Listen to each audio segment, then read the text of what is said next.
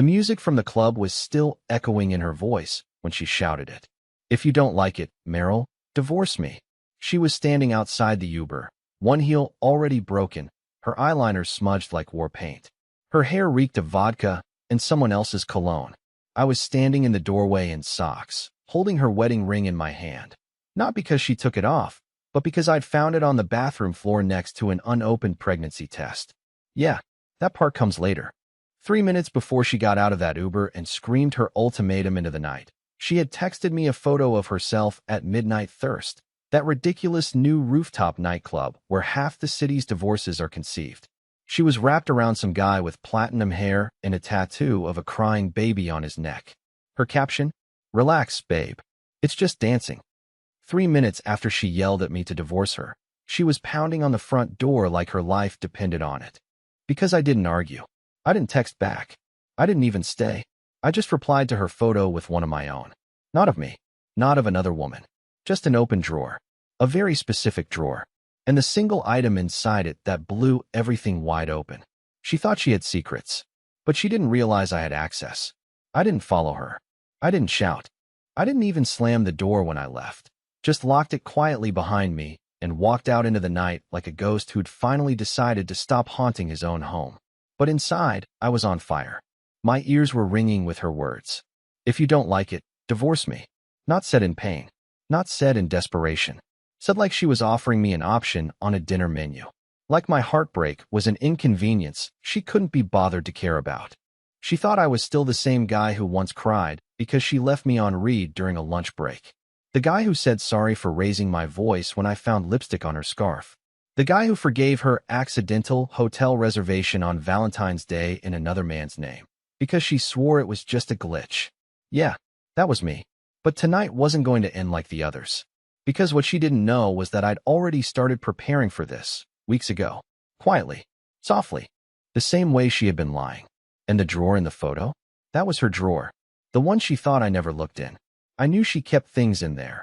Old cards, receipts, little souvenirs she claimed were from girls' trips.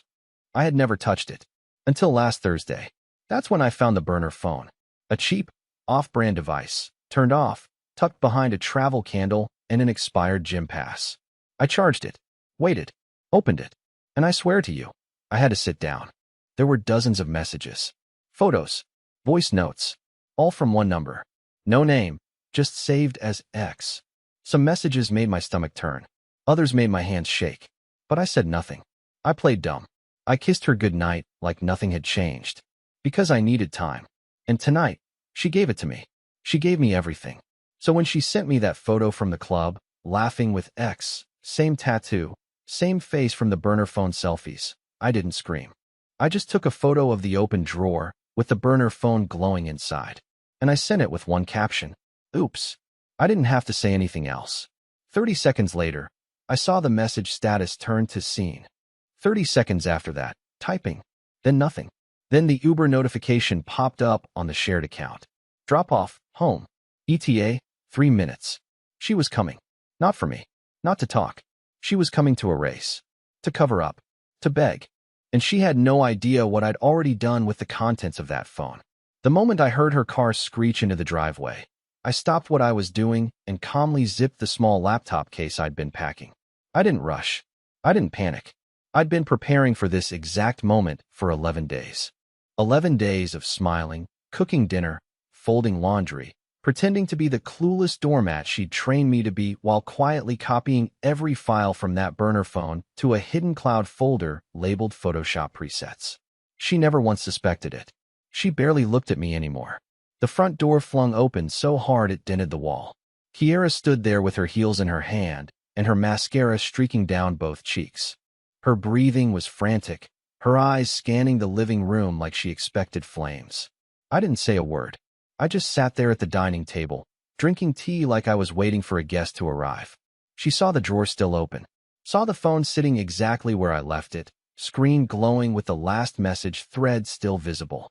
She snatched it up like it was a lit stick of dynamite. "What did you do, Meryl?" she hissed, voice trembling between fury and fear. I tilted my head. "You told me to divorce you."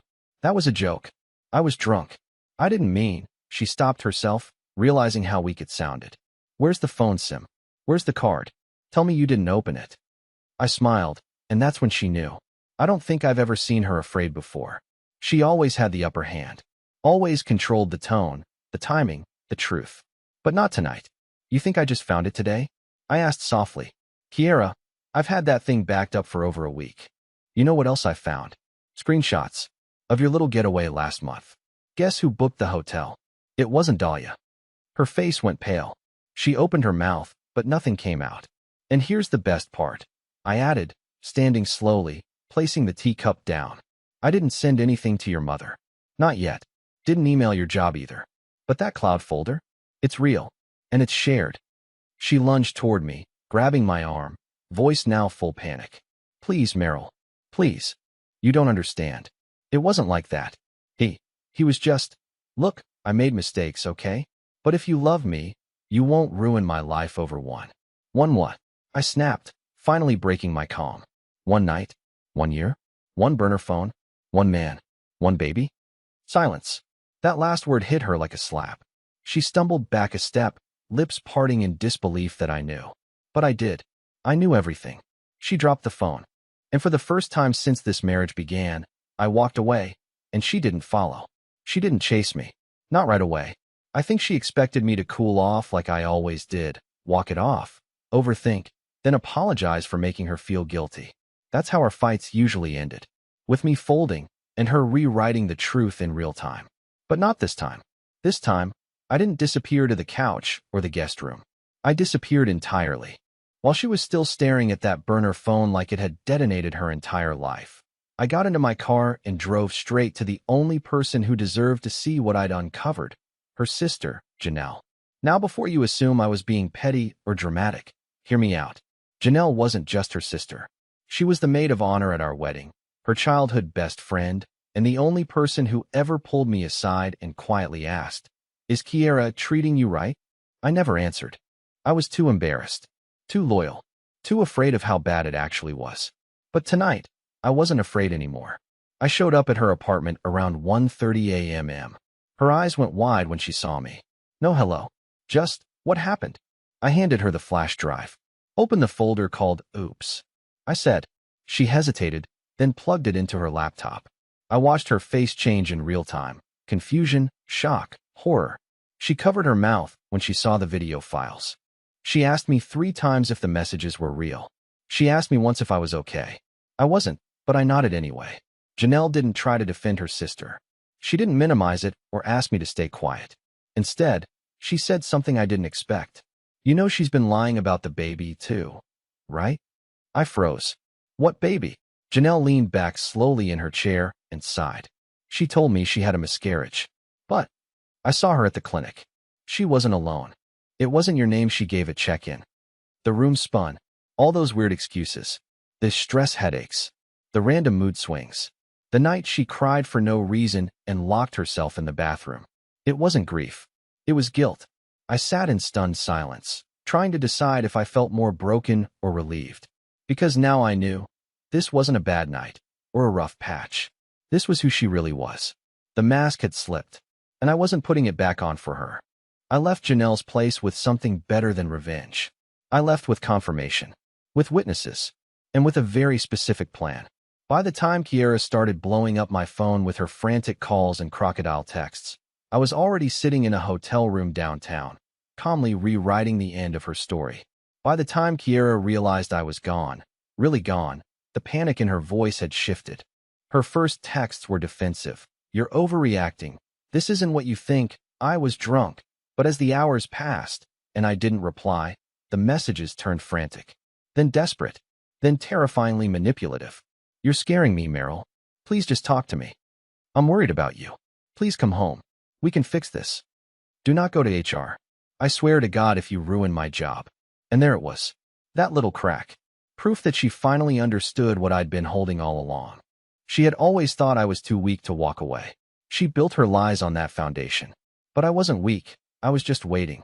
Waiting for the day when I had enough evidence, enough perspective, and enough rage to act without ever raising my voice.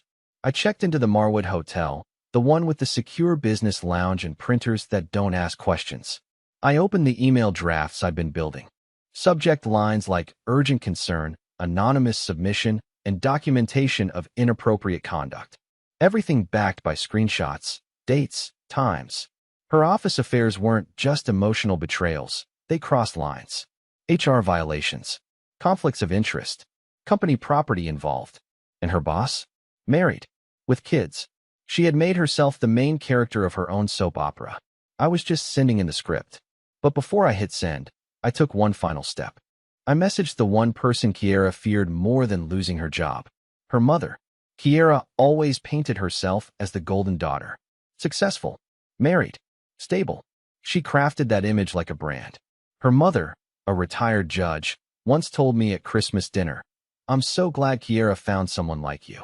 You calm her." Well, not anymore. I sent the message with a single photo attached, a blurred still from the burner phone video of Kiera in bed with X. No nudity. Just enough. My caption, "I thought you deserved the truth." I turned my phone off after that. I didn't need to see the fallout in real time. By the next morning, 3 things happened almost simultaneously. Kiera's office issued an internal notice about an ongoing investigation. Her mother left me a voicemail that began with, "I am disgusted," and ended with, "Whatever you need, I will help." And Kiera? She showed up outside the hotel, sobbing into the lobby camera, asking the receptionist to page me. Security had to escort her out. She couldn't scream her way out of this. She couldn't seduce or manipulate or guilt-trip her way back in. And still, I wasn't done. By the time I turned my phone back on, the explosion had already happened. Missed calls, voicemails, messages from unknown numbers, some pleading, some furious, one even threatening. But I didn't respond to a single one. I didn't have to. The gears were already turning, and Kiera was finally trapped in a machine she couldn't charm or lie her way out of. Her sister Janelle sent me the first real update. Apparently, Kiera's boss had been placed on leave pending an inquiry into an undisclosed relationship with a subordinate. Janelle's text read, "She's freaking out. She doesn't know what to do. She keeps asking if you'll undo it." Undo it? She acted like I'd accidentally pressed a button. Like I'd dropped a glass that could just be swept up and forgotten. No, this wasn't something I tripped into. This was the result of years of emotional neglect, gaslighting, manipulation, and betrayal, all wrapped in a designer dress and a fake smile. And she handed me the tools for all of it. I just finally decided to use them. Then came the lawyer. No, not mine. Hers. He called my work number. Said he was representing Kiera in a matter of domestic privacy and wanted to discuss a potential defamation claim. I nearly laughed. She thought this was about revenge. She still didn't understand. I wasn't trying to ruin her. I was just done protecting her. So I forwarded the call to my actual lawyer, Trina Holt, who had already drafted the divorce paperwork weeks ago when I first found the burner phone. Trina was ruthless, precise, and 0% interested in Kiera's theatrics. Within hours, Kiera's lawyer had backed off. Why? Because I had receipts, digital timestamps, location data, and 2 witness statements, Janelle's and one from an anonymous coworker who messaged me, unprompted, after things started unraveling. Turns out, I wasn't the only one Kiera had stepped on to feel powerful. There was a trail, and people were done covering for her. I sent Kiera the divorce papers the next morning. I didn't drop them off. I didn't hand them over in person. I FedExed them to her new address. She'd moved out of our house in the middle of the night. Couldn't bear to stay in a place where the walls whispered the truth back at her. No note. No threats. Just the final line of the documents bolded and underlined. Irreconcilable differences based on documented infidelity and breach of trust. And while she was still trying to convince people this was all some giant misunderstanding, something unexpected happened. Her mother publicly cut ties with her. Made a statement on her own professional blog about being blindsided by the deception of a loved one.